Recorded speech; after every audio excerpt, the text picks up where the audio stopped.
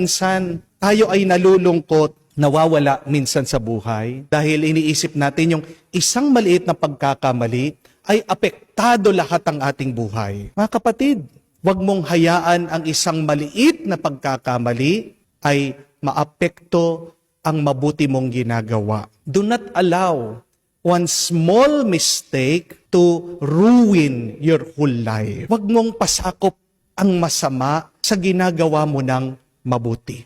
Halimbawa, kung meron man ayaw sa iyo, kung meron man naninira sa iyo, sa trabaho mo, sa barangay nyo, sa simbahan, isipin niyo po, isang tao lang yan. Meron pang maraming tao na nagmamahal sa iyo, na totoo sa iyo.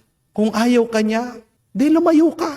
Kung sinisiraan ka, wag mong pagpilitan ang iyong sarili diyan sa taong yan. Ganyan tayo Dahil lang merong isang tao na naninira sa atin, binabaliwala na natin yung mga ibang nagmamahal sa atin.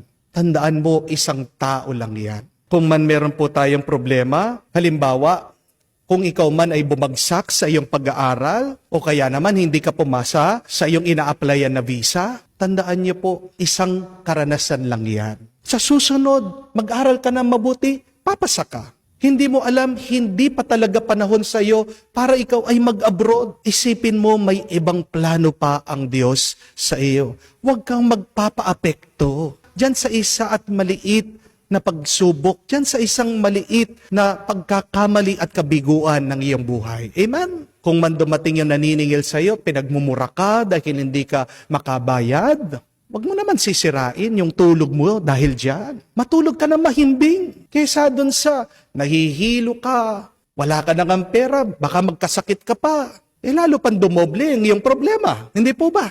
Wag mong hayaan yung iyong utang para hindi ka mag-enjoy sa iyong buhay. Amen? Kung pagkatapos kang pagalitan ng iyong boss, ng iyong amo, doon sa day off mo, mag-relax ka, mag-enjoy ka, lumabas ka, kumain ka kasama ng mga kaibigan mo. Alisin mo muna sa isip mo, yung boss o amo. Alam ko po, masakit kung malalaman mong yung minamahal, may cancer, malignant, itong tumor. Nakikita mo, malaking dagok o epekto sa pamilya. Minsan, ayaw nang lumabas, na may sakit sa kanyang silid. Makikita mo yung mga ibang kapamilya palagi na lang umiiyak. Mga kapatid, kung habang may buhay, meron pang pag-asa. Kung habang humihinga pa, make the most out of it. May cancer na nga yung tao, may sakit. Lalo pang manghihina yan kung palagi kayong nakikita na kayo'y nagmumukmok, nakasimangot. Wala ka na magagawa kung nandiyan na yung sakit na yan dyan. Di po ba? Pero wag nyo naman sisirain yung inyong buhay, yung inyong tuwa. Gawin nyo ang lahat.